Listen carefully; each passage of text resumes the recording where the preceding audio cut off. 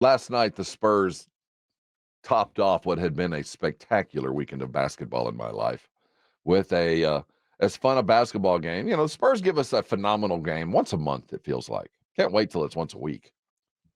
But once a month, we had a good one against, was it Milwaukee? Was, I think, our last really, really, no, it was Minnesota. It was the Minnesota game where we went out and took care of business, did something. Last night, I don't know if we took care of business, but we did something. We won a game that, quite frankly, I think last month we lost. It was refreshing after Friday night was not really competitive. Friday night was more about the show. Yeah, it was. Friday night was like, man, it's great to be in Austin, Yeah. huh? Yippee-ki-yay, everyone. Oh, yeah, who got their cowboy hats on? Yeah, roping cattle on our way here into the Moody Center. Baby. I'm glad they did what they did last night because they did get pantsed on Friday night. It was a front to back thorough good night and good riddance game. How many important dinners do you think were had on Saturday? A lot. In between games. Yeah, I have a feeling that there's a fair amount of networking going on, some fine wine drunk, and some conversations had about, come on now, represent better. I know they're the world champs, and the Joker showed up. He knew what was about to happen. And Wemby wasn't bad. Quickly, just on a tangent, the Spurs are sitting on 126 games in a row with 20 or more assists. So, but I did want to congratulate the Pacers. The Indiana Pacers have now passed the Lakers themselves. They're at 122. Congratulations. So they're on our heels, but we've got a little bit of breathing room. But nevertheless, two teams now have broken an incredible mark. Yeah, I mean, it was fun. Well, I thought it was going to be not fun. The play that sent this thing to overtime was gross. I have no clue what the goal was. I have no clue what the plan was. I have no clue what anybody thought was going to happen. You've seen the Will Smith meme where he says, "I saw that going differently in my head." I really thought that was going to go differently. Yeah. This had that kind of vibe. Thankfully, they were able to pull it off in overtime. The Wemby block. Shout out to NBA officiating for getting it right. That would have been tough if that had not, ultimately transpired in the proper way. But shout out to Keldon Johnson, who kind of he was the cooler last night. I mean, Keldon Johnson was the one who put the proper distance between us and Brooklyn. Absolutely, man. Absolutely. I felt like Keldon, there's nights that energy really pays off. There's night that, that energy on its own is enough.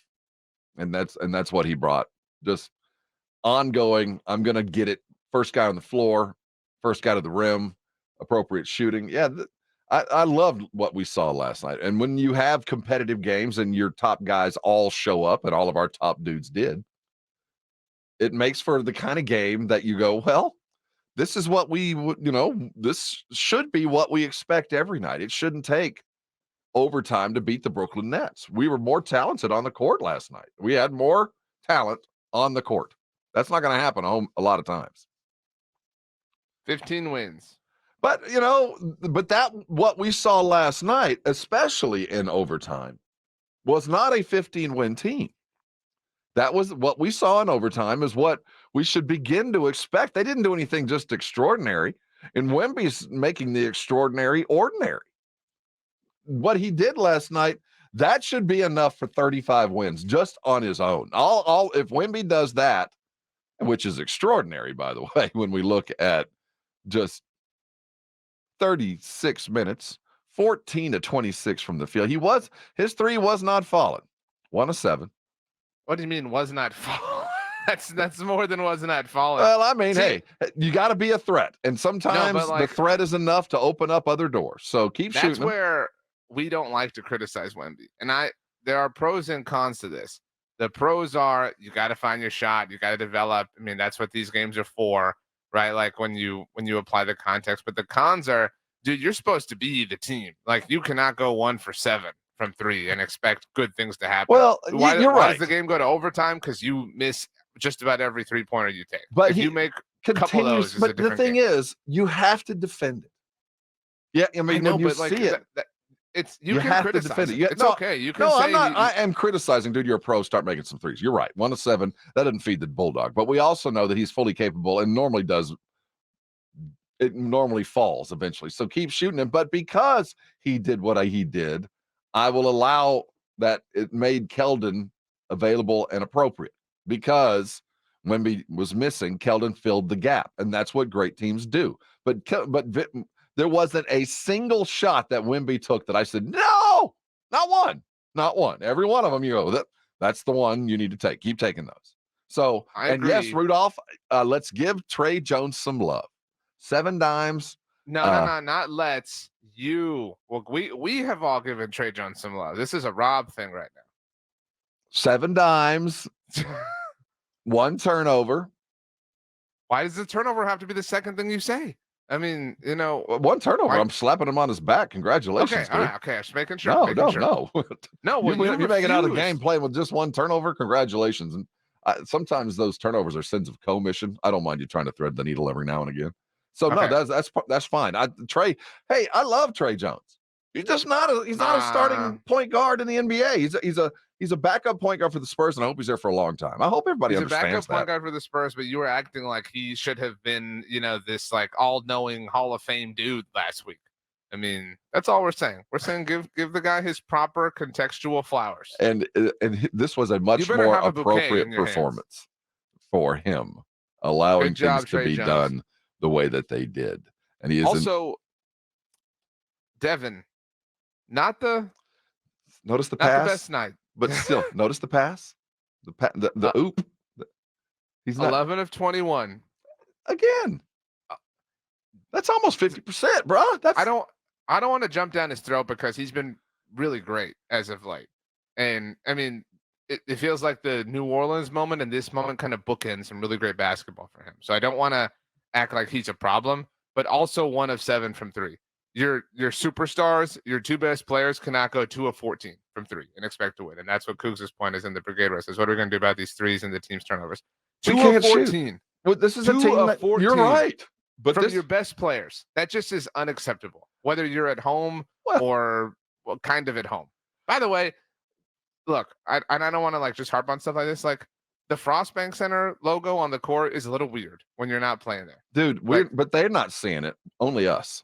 I know. That's what it shouldn't be there then. You know what I mean? Like, we see it when they're playing anywhere. They put that Frost logo when they're playing in Houston. When they're playing, it's a lie though. I mean, like it's a weird thing. It's distorting the reality of what we know it to be, and I'm not comfortable with it.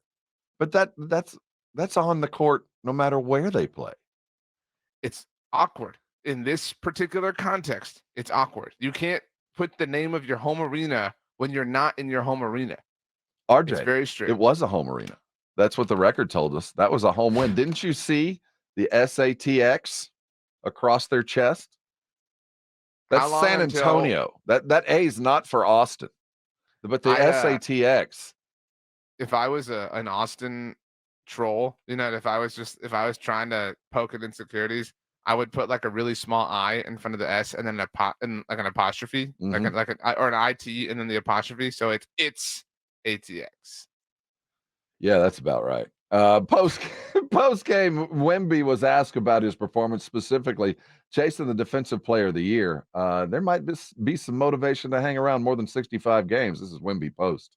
Yes, I mean, it's definitely something that I can reach and that I want to get as soon as possible. So, yeah, I'm very focused on this. He's very focused on this. Would that be enough to keep him playing? If we continue to roll like this, is it worth keeping him on the court? Sure. I mean, why would it not be? Well, there's a lot of reasons why not be. Because there's nothing to be gained now other than what can be gained in practices. There's no playoffs. We're already mathematically eliminated.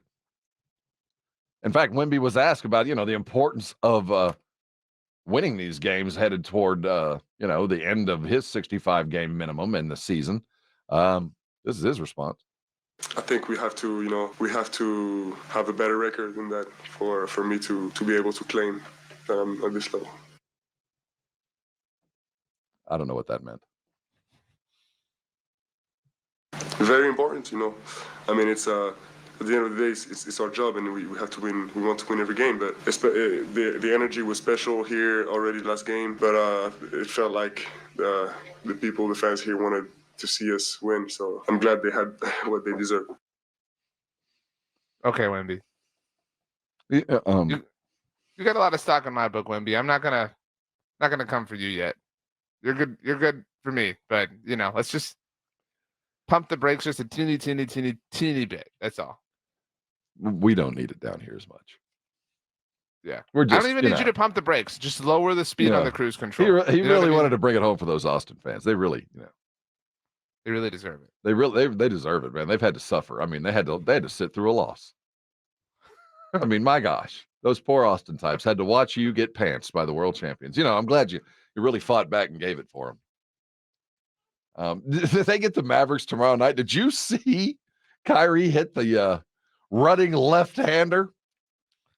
I don't know how anyone can have the confidence to do that in general, let alone in that moment. Also against the world champs. Dame Lillard was tweeting about this. I don't know if you saw that, but when some dudes are on, they're just like so much fun to watch, regardless of who or what they play for. And Kyrie is when Kyrie is in his bag, there are very, very few things like that to watch. As a, I'm happy for him with him taking that shot. If I'm going to lose, you're going to tell me here's how the last play of the game's going to go. Kyrie's going to dribble away from the basket, and then right when he gets to the left-hand side of the upper free throw box, he's going to throw up a running left-handed hook shot. You good with this? I said, yeah, I'm good with that. If my defense leads me to that, and Kyrie beats me with that ridiculous shot, yeah, that sometimes God just doesn't want you to win. But when you hit that shot, Kyrie, can you act like it was luck?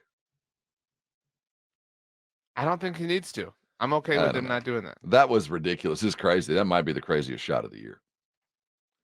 I mean, it's the craziest shot in some time. It was. It was redunculous. But just act like sometimes you're just lucky. Sometimes it's better to be lucky than good.